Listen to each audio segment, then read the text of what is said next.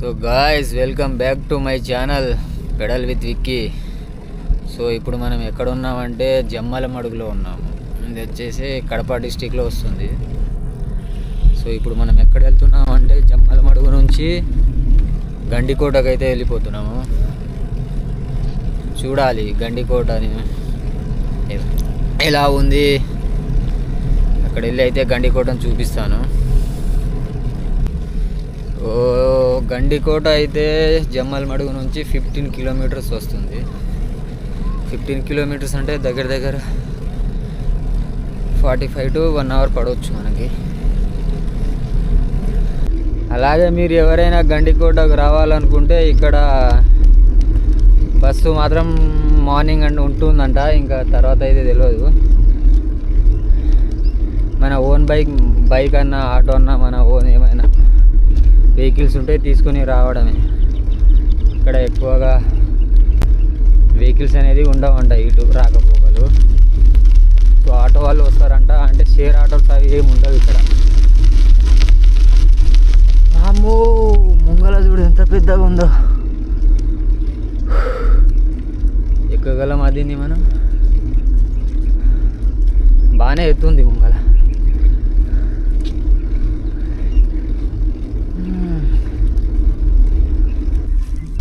మొత్తం కొండలే ఉన్నాయి.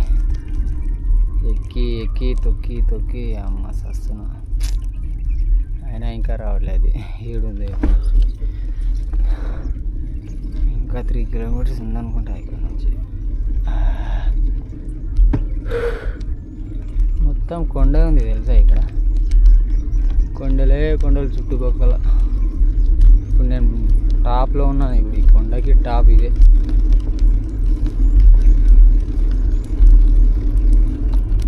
ఇదే గండికోట ఎంట్రన్స్ అన్నమాట. దీనికి the great canyon of India అని కూడా అంటారు. సో ఈ కోటకు సంబంధించిన మ్యాప్ అయితే ఇక్కడ ఉంది.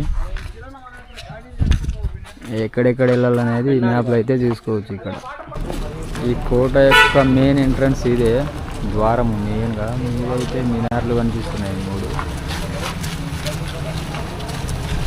ఈ రూట్ వచ్చేసి సైనికుల కంటే మన లాంటి వాళ్ళు సైనికులు ఆ రూటు. ఇది వచ్చేసి రాజుల వారికి అయితే ఈ ఎంట్రన్స్ మెయిన్గా.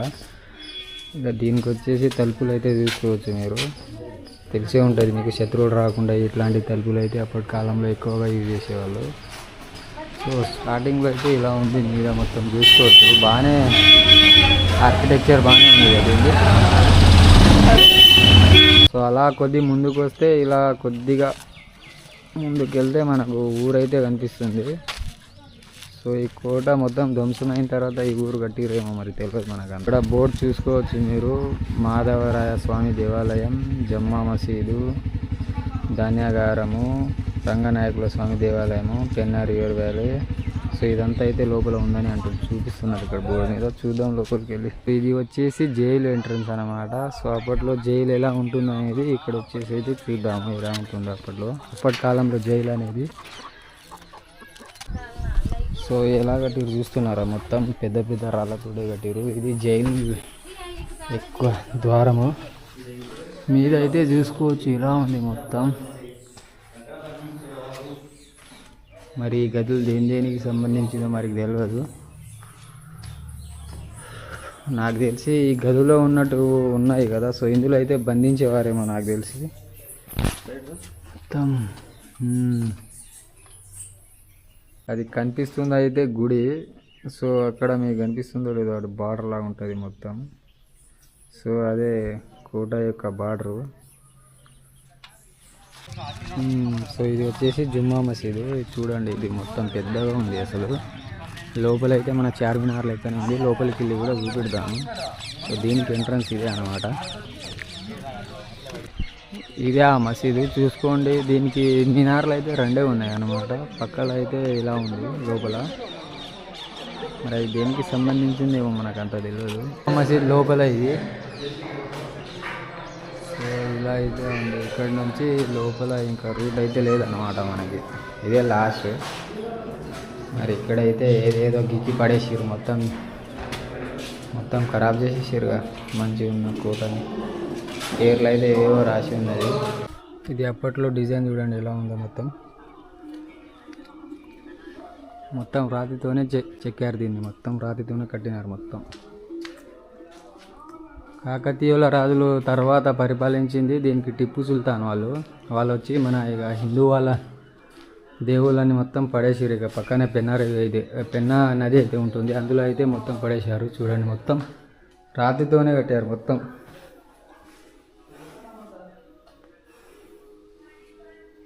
బాగుందిగా.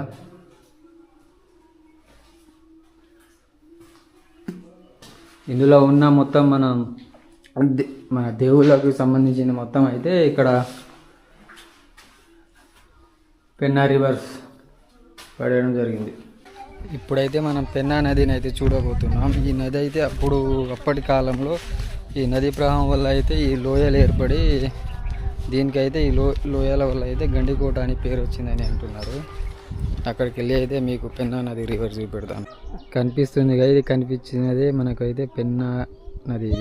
ఇది మొత్తం నది అక్కడ వరకు వెళ్తుంది. ఈ నది వచ్చేసి 300 మీటర్ ఎత్తు అయితే ఉంటుంది.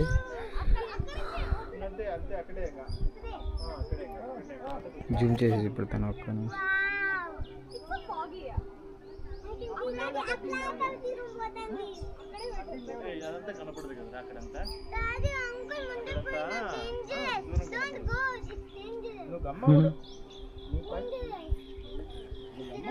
సో మొత్తానికి అయితే గండికోట అయిపోయింది. గండికోట నుంచి ఇప్పుడు సిద్ధవటం అయితే వెళ్తున్నాం. గండికోట నుంచి అయితే వెళ్ళిపోతున్నాము. సో ఇక్కడ వచ్చేసి అసలు సైకిల్ తొక్కట్లేదు, అసలు అదే వెళ్తుంది డైరెక్ట్గా, దానంతా అదే వెళ్తుంది. ఎందుకంటే డౌన్ ఉంది ఇక్కడ, మొత్తం చాలా డౌన్ ఉంది. ఇక మేము వచ్చేటప్పుడు అయితే చాలా తొక్కుకుంటా రాలేము, తోసుకుంటా వచ్చాము మేము మీదికి. ఇప్పుడైతే డౌన్ వచ్చేసింది, అసలు తొక్కడం అవసరమే లేదు. గాల్లో తేలినట్టుంది, ఉల్లో ఊగినట్టుంది, గుండె జారి కల్లంతయ్యిందే. మస్తు అవుతుందబ్బా, ఇట్లా ఉండాలా తొక్కేటప్పుడు, మస్తు ఫీల్ వస్తుంది. గాయ్స్ ఫుల్ స్పీడ్గా అవుతుంది సైకిల్ అయితే. వామ్మో ఉందలే.